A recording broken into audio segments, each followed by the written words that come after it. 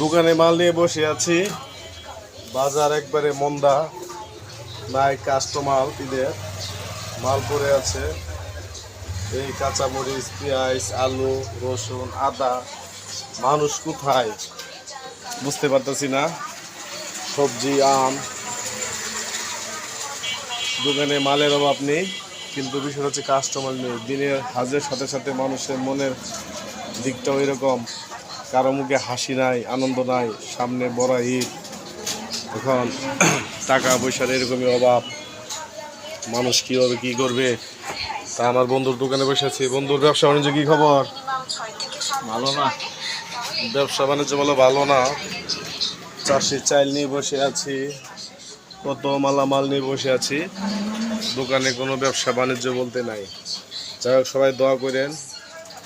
একদিনে ব্যবসা দিয়ে তো কিছু করা যাবে না। কালকে বৃহস্পতিবার, শুক্রবার 2 দিন যে টুকটাক বেচাইনি হয় আর মালামাল নিজে কেটে যায়, এই প্রত্যাশা করি। সবাই ভালো থাকেন,